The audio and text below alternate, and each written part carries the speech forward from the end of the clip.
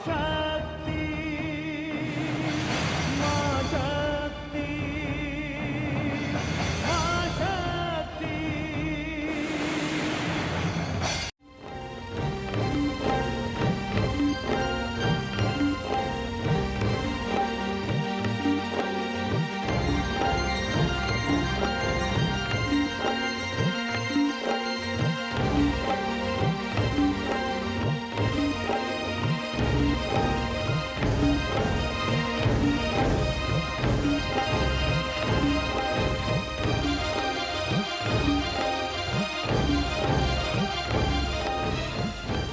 प्रणाम श्रेष्ठ प्रजापति। मैंने आपका प्रणाम स्वीकार नहीं किया। मुझे खेद है कि मैं विलंब से आया, जिसके कारण आप रुष्ट हैं। मैं क्षमा प्रार्थी हूं। आप श्रेष्ठ हैं, प्रजापति हैं, मानव कल्याण के लिए धरती पर उतरे हैं। कृपया मेरा प्रणाम स्वीकार कीजिए। मैं तो काशी नगरी को विद्वानों की नगरी समझता था। मैं नहीं जानता था कि बैल पर सवारी करने वाला, शरीर पर राख मलने वाला, बागंबर ओढ़ने वाला, सर्प की माला धारण करने वाला काशी वासियों का इतना पूज्य है, इतना वंदनीय है कि जिसके आते ही मुझ अध्यक्ष का अपमान करके वे तुम्हारी ओर दौड़ पड़े। हे प्रजापति, मैंने अपना सर्वस्व मानव कल्याण के लिए समर्पित करने का संकल्प लिया है। आप मेरी वेशभूषा पे न जाएं। रूप का क्या है? रूप तो बाहरी दिखावा है। मानव की पहचान तो उसके आचार, विचार और व्यवहार से होती है।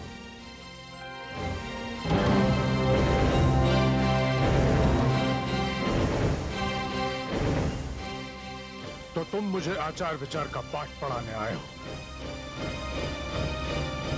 मैं देख रहा हूं, जैसी तुम्हारी वेशभूषा है, जैसा तुम्हारा रूप, वैसा ही तुम्हारा व्यवहार भी है। तुम्हें इस सामान्य शिष्टाचार का भी ज्ञान नहीं कि अध्यक्ष द्वारा स्थान ग्रहण कर लेने के पश्चात सभा में आना सभा की कार्यवाही में विघ्न डालने के समान है। मेरी धृष्टता को क्षमा करें श्रेष्ठ प्रजापति। भगवान शिव तो इस नगरी के अधिष्ठाता हैं, वे इस नगरी के स्वामी हैं। तभी तो कहते हैं कि काशी शंकर भगवान के त्रिशूल पर बसी हुई है। मैं तो क्षेत्र में नाम मात्र का प्रजापति हूँ। ये नगरी तो भगवान विश्वनाथ की नगरी है। भूलिए मत प्रजापति त्रिभुवन।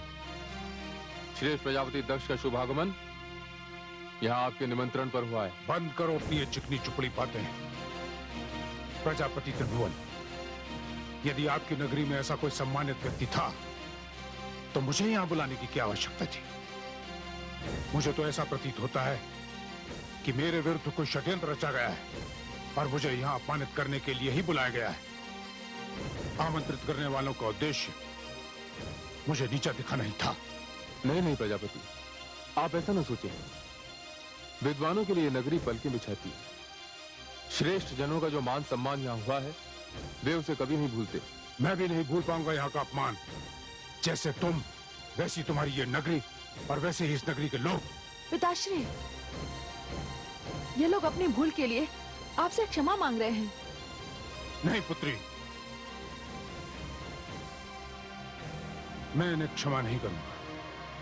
ये कोई श्रेष्ठ लोग नहीं है, मुझसे छोटे हैं, रूप और गुण में बहुत ही छोटे। चलो पुत्री। नहीं, ऐसा अनर्थ मत कीजिए प्रजापति। अभी अभी आपने स्वयं की श्रेष्ठता स्वीकार की है। श्रेष्ठ लोग तो छोटों को क्षमा करते ही रहते हैं। मैं तुम जैसे अशिष्ट असभ्य छोटे लोगों के साथ वार्तालाप करके अपनी वाणी को अपवित्र नहीं करना चाहता। बस प्रजापति बस, अब आप एक शब्द भी ना बोलें। आप शिव की नगरी में आकर शिव का अपमान कर रहे हैं। हमने आपको अतिथि समझकर आपको सहन किया, क्षमा किया। अब आप स्वयं सोचें और विचार करें कि आचार विचार और व्यवहार में कौन छोटा है और कौन बड़ा। प्रलाप बंद करो त्रिभुवन। मैं अभी इसी क्षण इस सभा को त्याग करके जा रहा हूं। चलो पुत्री।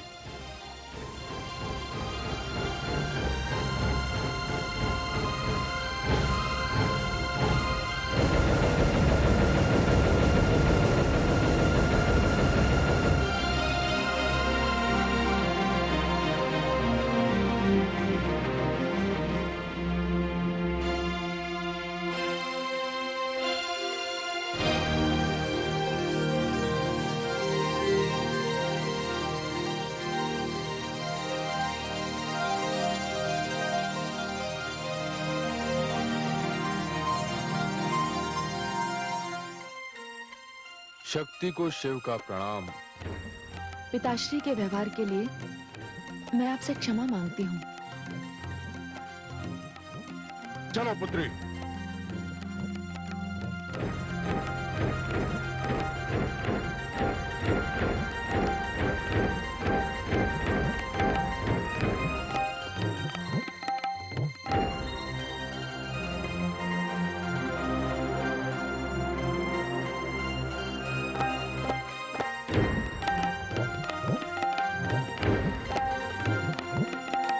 मुझे क्षमा कर दीजिए प्रभु। इसमें क्षमा की क्या बात? इसमें आपका क्या दोष है? दक्ष प्रजापति को भी मैं दोषी नहीं मानता। यदि इसमें किसी का दोष है तो वो है मेरा। मैं अपना ये रूप त्याग नहीं सकता। यदि मेरे पास वैभव का प्रदर्शन नहीं तो मैं क्या करूं?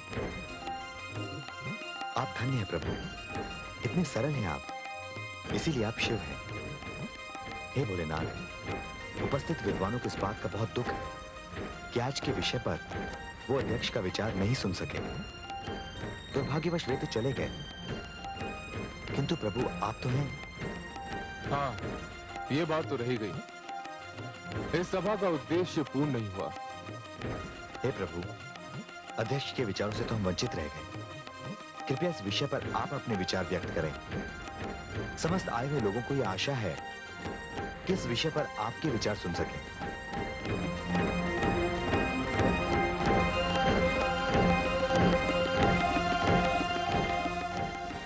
अपना स्थान ग्रहण करें।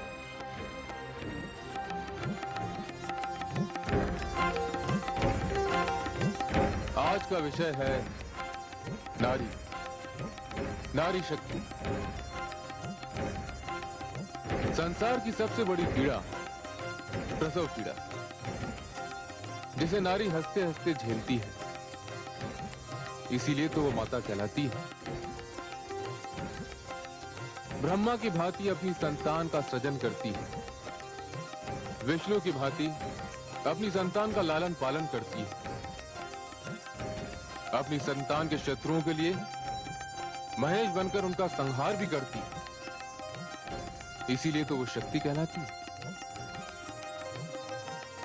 धरती के बिना आकाश सूना है, लहरों के बिना सागर सूना है, और नारी के बिना सब कुछ सूना है। नारी ब्रह्मा की शक्ति है। सच पूछे तो मैं स्वयं शिव, शक्ति के बिना शिव नहीं, केवल शव। अभिनंदन। बोलो भगवान शिव की, बोलो भगवान शिव की। मेरे साथ बोलो, शक्ति की, नारी की, नारी शक्ति की। हे आदिशक्ति, मुझे प्रजापति दक्ष के व्यवहार से बड़ा दुख पहुंचा है। आपने प्रकृति और पुरुष की जो व्याख्या की है, उस पर तो प्रजापति दक्ष खरे नहीं उतरे। उनमें जितनी मात्रा ज्ञान की है, उतनी ही मात्रा क्रोध की है, और ये क्रोध अहंकार का परिणाम है। हे आदिशक्ति, इससे तो गौरी के मार्ग में बाधाएं उत्पन्न हो सकती हैं। हे देवी, अभी अभी तो मानव की रचना हुई है। अभी तो इस चित्र में जितने भी रंग भरे गए हैं, वे सब कच्चे हैं।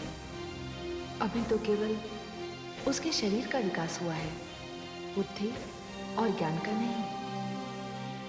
अभी तो संबंधों और भावनाओं की परिभाषा भी वो नहीं जानता। भावनाओं का आदर, एक दूसरे के लिए त्याग, परिस्थितियों से जूझना, बाधाओं से लड़ना, अभी तो कुछ भी नहीं सीखा है उसने। अभी वो अधूरा है। अभी प्रेम और तपस्या का जन्म भी नहीं हुआ उसके हृदय में। अभी तो इस स्वर्ण को अग्नि में तपकर कुंदन होना है। किंतु ये सब होगा कैसे आदिशक्ति? हे देवी, मैंने जोड़ों की जो प्रथा आरंभ की है, उसमें मैंने दिन के साथ रात्रि, पीड़ा के साथ औषधि, विष के साथ अमृत, समस्या के साथ समाधान और प्रश्न के साथ उत्तर भी बनाए हैं। और सत्य तो ये है कि गौरी का जन्म इसी उद्देश्य की पूर्ति के लिए हुआ है। वही परिस्थितियों से जूझना सिखाएगी, वही संबंधों और भावनाओं की परिभाषा समझाएगी, वही इस बिखरे हुए जीवन को संवारेगी, वही इस बेरंग दृश्य में रंग भरेगी, वही इस जीवन का अर्थ भी बताएगी। और इस रण क्षेत्र में वो अकेली नहीं है। एक ओर हमारी गौरी है तो दूसरी ओर हमारे शिव है। और शिव का अर्थ है मंगल करने वाला। किंतु हे मां शक्ति, प्रजापति दक्ष उन्हें मंगल करने का अवसर दे तब ना। हे देवी, गौरी और शिव के मार्ग की बाधा तो संसार की कोई भी शक्ति नहीं बन सकती। किंतु हे मां शक्ति, इन परिस्थितियों में हमारी गौरी का क्या होगा?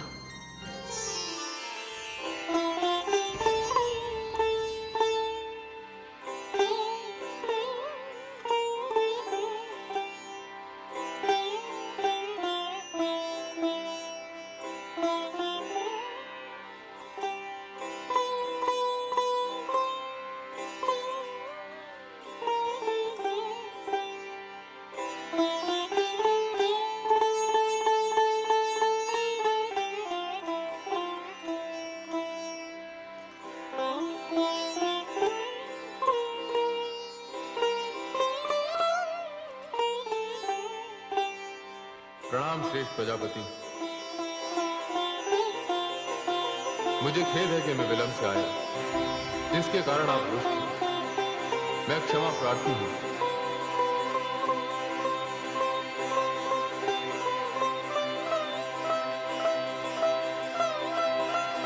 आप श्रेष्ठ हैं, प्रजापति हैं, मानव कल्याण के लिए धरती पर उतरे हैं। कृपया मेरा प्रणाम स्वीकार कीजिए।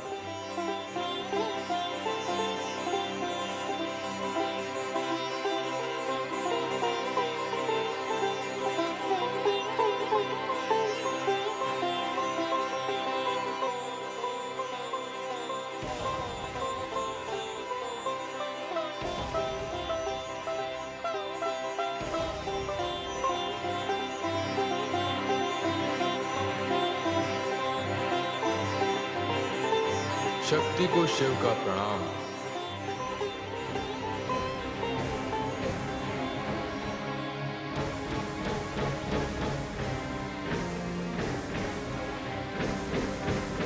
अरे आ गए, आ गए, आ गए।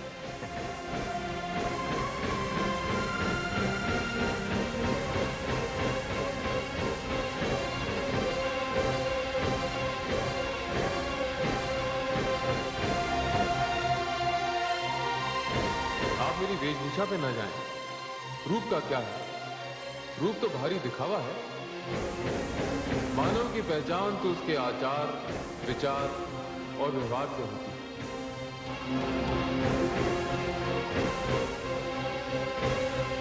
तो तुम मुझे आचार विचार का पाठ पढ़ाने आए?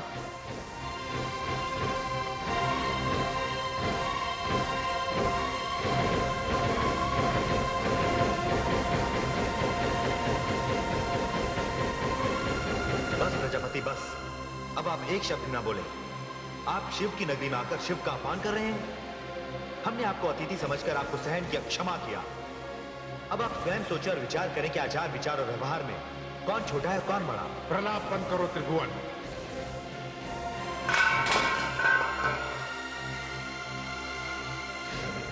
ये कैसी ध्वनि?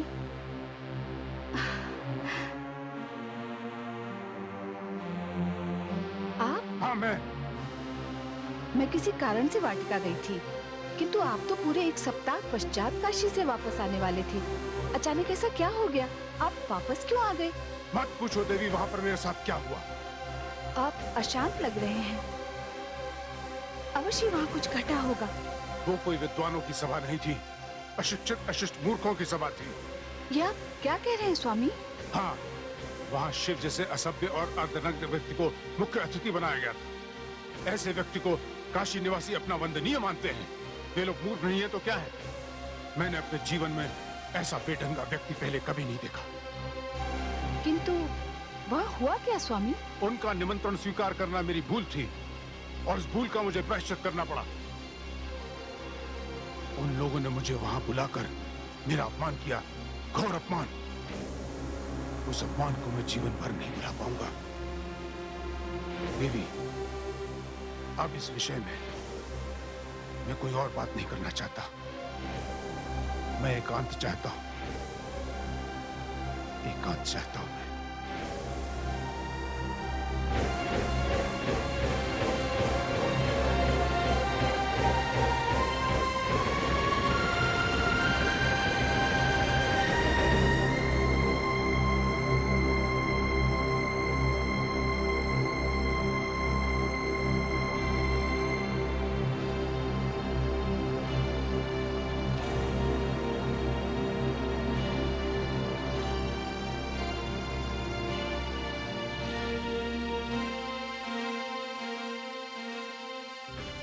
गौरी, क्या बात है? कुछ सोच रही थी? नहीं, नहीं माताश्री। तुम्हारे पिताश्री बहुत अशांत हैं। क्या उनका अपमान हुआ वहाँ? अपमान? नहीं माताश्री, वहां तो उनका भव्य स्वागत हुआ। उन लोगों ने हमारे सम्मान में तो कोई कमी नहीं रखी। तो फिर सभा से वापस आने का कारण? माताश्री, सभा के विशेष अतिथि भगवान शिव थे। वे सभा में अध्यक्ष के आसन ग्रहण करने के पश्चात आए। ये बात पिताश्री को बहुत बुरी लगी। इसमें भूल भगवान शिव की थी। तब तो फिर तुम्हारे पिताश्री का क्रोधित होना अनुचित नहीं है। पर माताश्री, भगवान शिव ने विलंब से आने के लिए पिताश्री से क्षमा मांगी, पर पिताश्री ने उन्हें क्षमा नहीं किया। यहाँ तक कि उन्होंने भगवान शिव का प्रणाम भी स्वीकार नहीं किया। क्या? हाँ माताश्री, भगवान शिव ने अपने विशाल हृदय का परिचय दिया, किंतु पिताश्री ने अपने हृदय की विशालता का परिचय नहीं दिया। उन्होंने तो बारंबार भगवान शिव का अपमान किया। पर माताश्री, भगवान शिव की सरलता, उनकी नम्रता, उनकी शालीनता और उनका भोलापन तो बस देखते ही बनता था। इतना अपमान सहने पर भी उनके माथे पर बल नहीं पड़ा। उनके अधरों की मुस्कान नहीं गई। उनका वो मन भावन रूप देखकर तो मैं मंत्रमुग्ध हो गई। मैं उनके समक्ष नतमस्तक हो गई माताश्री। अच्छा, हाँ माताश्री, सचमुच सचमुच ऐसा ही हुआ।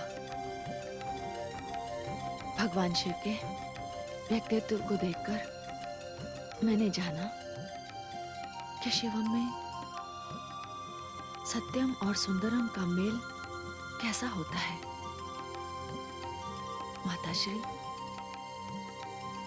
माताश्री, मेरी तो ये बात अब भी समझ में नहीं आ रही है कि उस सीधे, सरल, भोले भाले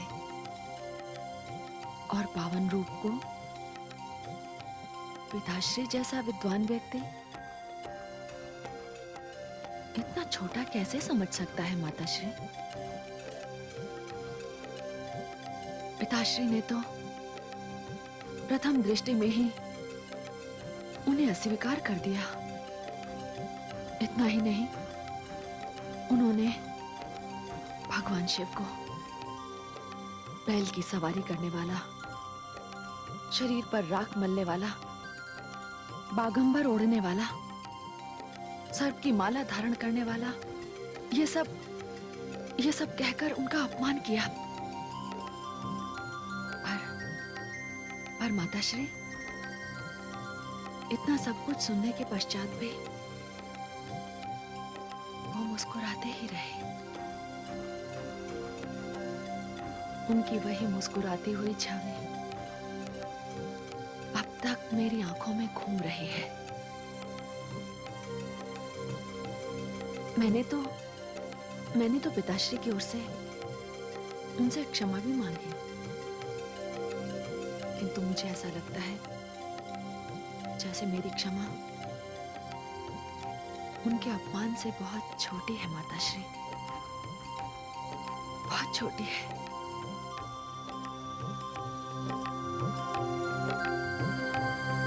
हे विधाता, ये तूने क्या कर दिया?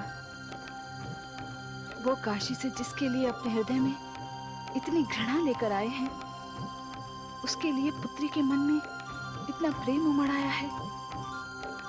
पिता और पुत्री दोनों ही हठी हैं। यदि इन दोनों का हट एक दूसरे से टकरा गया तो न जाने क्या होगा। मेरी गौरी की रक्षा करना भगवान, रक्षा करना।